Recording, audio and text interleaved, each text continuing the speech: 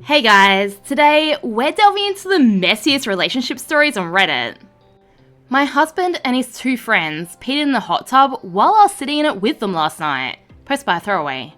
Trigger warning, non-consensual peeing on someone. I don't know how else to phrase that. Last night, we did a small Thanksgiving at my husband's parents' house, who were out of town. It was mainly centered around his boyhood social circle. Most of them still have family that live in the neighborhood. After we got done eating, a few of us decided that it'd be nice to relax in the hot tub and look at the lights of the city. We'd been in maybe 5 minutes, and my husband said, "Everyone ready?" His two friends gave thumbs up, and in succession, they each said done. My husband's friend Scatchum said done last, and then they all started laughing, and the other two said, "Okay, we'll buy the next round." It was an obvious inside joke, so I asked them what they meant. And they started laughing and explained the hot tub pee game that they'd been playing since they were about 5 years old. I wanted to throw up and asked if they'd seriously all just peed in the hot tub, and my husband said, "Yeah, it's no big deal." I was disgusted, so I got out and took an hour-long shower and went to sleep in his old sister's bedroom and decided that I didn't want to talk to him until today. Today, I calmly approached him and tried to explain how dirty he made me feel, how unsanitary it was, and how, while I appreciate that he's had these long-running rituals with his friends, he needs to stop the ones that would have made him laugh in middle school, and for certain leave me out of them. All he keeps saying is, "Relax, you're making way too big a deal about this." I'm so sick of hearing him make excuses for this disgusting and childish behaviour. How do I approach him to make him appreciate that I need him to never do this again? Look, if they want to do this on their own with their own hot tub, go for it. It's not really anyone's business. But the second they included OP without getting her consent, there's a problem. Like, I'm pretty sure this counts as assault. Just a general rule of life, don't put your bodily fluids on anyone without their consent. Easy, right?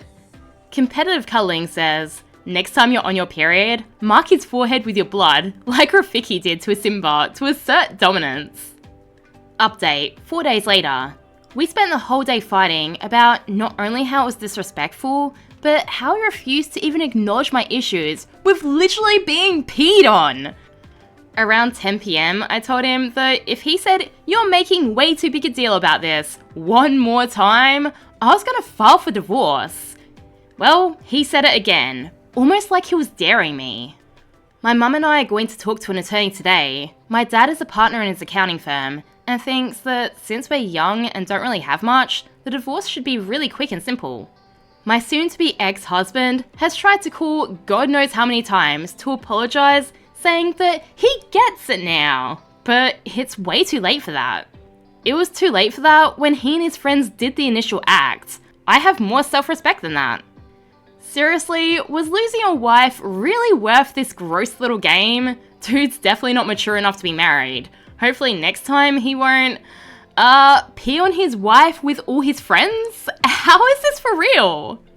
OP clarifies in a comment that if when she'd approached him, he'd said, "I'm sorry, that was very rude of us and I'll never do this type of thing ever again, no matter who I'm with," then she could have easily gotten past it. But he didn't. He just brushed off her feelings and dared her to divorce him. She also said that she'd sent her mother-in-law an email about their hot tub, but didn't think she'd read that part because she only responded with how heartbroken she is that they're divorcing and that she felt like she deserved an explanation. He and his friends group peed on her. What more of an explanation do you need?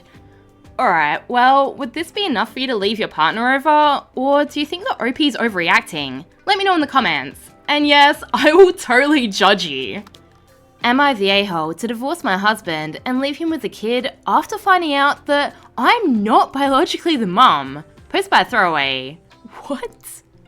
I can't believe my life has come to this. All I ever do is go out of my way to help others, but on the few occasions that I need help, nobody ever comes through for me. I, 36 female, have been with my husband, 35 male, for a total of almost 10 years, married for 7. We had what I thought was my child by a surrogate over 2 years ago, because after 4 years of trying to conceive with no success, Despite medical interventions, it turns out that I'm unable to carry a child to term. I had always wanted to be a mum. Devastated is an understatement regarding how I felt when I found out that I have a medical condition that would make it nearly impossible to carry a baby to term. It was even more upsetting when I had a major surgery with the hope of increasing fertility, and complications during the surgery warranted a partial hysterectomy involving the removal of my uterus. I still had my ovaries, so we started looking into the cost of a surrogate. It is really expensive. My close friend since college, who'd already had 2 kids of her own, offered to serve as surrogate for us to cut down on the costs. After 2 disappointing IVF sessions that did not result in pregnancy, she became pregnant on the 3rd try and carried a boy to term for us. I was so happy and busy after the birth between being a mum and returning to work after a 4-week parental leave, so I didn't notice any warning signs. I should have noticed the red flags and warning signs early on, but didn't because I was so exhausted from working so much at my stressful job and my 2 part-time jobs to cover most of the bills, and medical and legal costs associated with this friend becoming our surrogate. I was the primary breadwinner. My friend and my husband started talking more, and I would sometimes come home from my weekend job to find her already hanging out at our house when my husband was there. I assumed it was innocent and thought it'd be good for her to know my husband better since she was in the process of hopefully carrying a child for us. I was grateful to have someone helping us have a child, but I did think it was a little weird that our son had brown eyes when both of us had blue. Then I found out that while this is uncommon, it is possible sometimes due to many genes controlling eye colour. Recently, it all came to a head when I took our son to a doctor's appointment and they did a metabolic panel and blood tests that showed that he has a blood type that is not biologically possible to have come from me as his mother. He's a B+ and I'm an A+. My husband is O+. I immediately started worrying that it was a fertility clinic's fault and that they'd messed up and implanted the wrong embryo. I started lining up lawyer consultations to possibly sue the clinic and had a DNA parentage test done. The test results showed that while I am not the mother, my husband is the father. I was heartbroken and angrier than ever. I talked to lawyers about medical malpractice in the fertility clinic that we'd used. Then my husband confessed. He had slept with my friend, our surrogate, on a few different occasions during our struggle with IVF. This means that what I thought was our son conceived by IVF and carried with a surrogate isn't actually my son at all, and was in fact conceived the old-fashioned way. Livid and absolutely broken at the same time doesn't even begin to describe how I feel. I've been breaking down crying over and over about this. He claims he didn't even think he could possibly get her pregnant because he pulled out, and he'd always assumed that he was the reason for our earlier struggles to conceive, both before my hysterectomy and during the IVF process with his friend. Wow, way to make her feel even worse. Good job, mate. I felt an immediate triple betrayal from what was supposed to be my husband, my friend, and now knowing that my child isn't really even mine.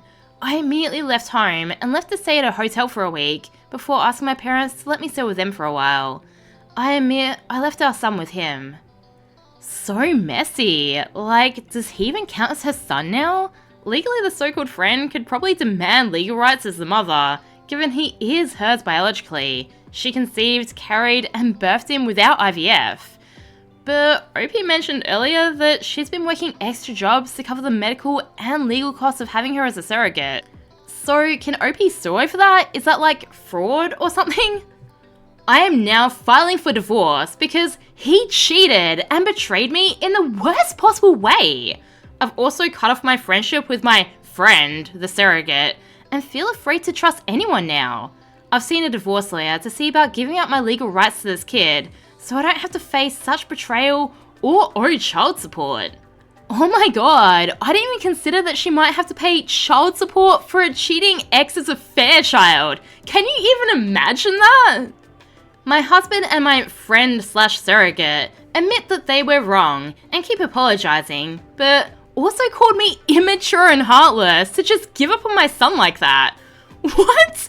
Immature and heartless? He's their affair child. They're gross for having an affair, and absolutely ridiculous for expecting you to mother their affair baby. Oh my god, if this isn't a time for public shaming, I don't know what is. My parents also say that I can't just give up on the kid that I went through so many legal and medical hoops to have. But you didn't have this kid. It has nothing to do with you. You may as well just adopt at that point. At least it won't be a cheating ex's affair child. And that kid deserves to be raised by someone who isn't, very understandably, gonna resent him for what his parents did. When I told them that I refuse to stay in a cheater marriage and I'd rather adopt someday with a better, more trustworthy partner, they told me that I was wrong and that maintaining my parental rights isn't much different than if I'd adopted outright. They said that it isn't blood that makes a family. Well, they're right on that point. It's respect, loyalty, and love. All the things her husband has shown that he lacks. They agree with me divorcing my cheater husband, but keep telling me that I'm making a mistake by giving up my parental rights.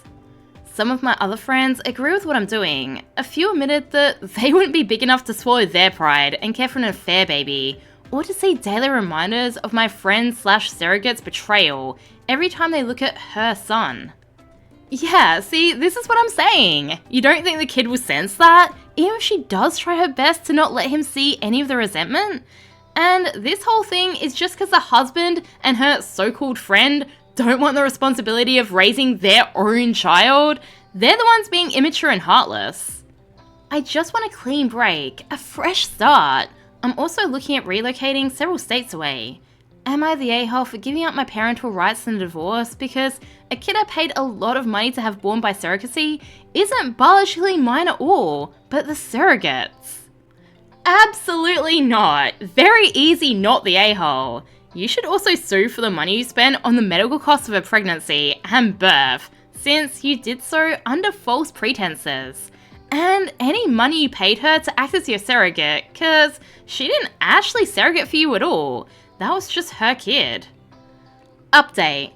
Okay, just a heads up, this isn't the I sued them into the ground and right off into the sunset happy update that I think we're all hoping for. I'm not staying and I'm not caring for him anymore. In the end, I wasn't even offered a choice in the matter, which is why I keep telling myself that I shouldn't want to, and I've kept myself aloof towards the boy that I thought was mine. I have no legal rights anymore because she fought to get her son back. I'm actually a lot more upset about losing this child than I presented in my post, and I'm realizing more and more with each passing day. The choice wasn't mine, and I lost.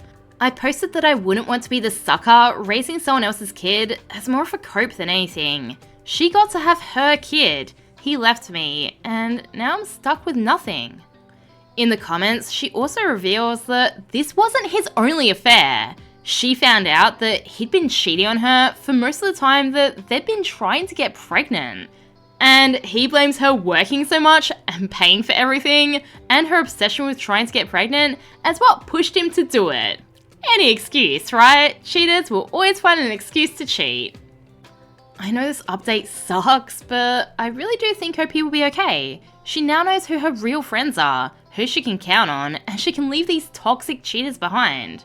She can now move on with her life. Perhaps she'll meet a decent, trustworthy guy, and adopt a kid who she can fully love, without any lingering resentments. It's dark now, but I'm betting that she has a bright future ahead of her. Her ex, on the other hand, he had it made with her. She not only covered all their bills, but by the sounds of it, took care of most of the childcare too. God, he shot his golden goose. He's gonna regret that. And her so-called friend is stuck with a serial cheater. Good luck with that. I hope we get an update one day of her just living her best life. And if we do, make sure to subscribe so I can share it with you. Alright, shameless plug done. Thanks for watching, have an amazing day, and I'll see you all in the next one. Bye!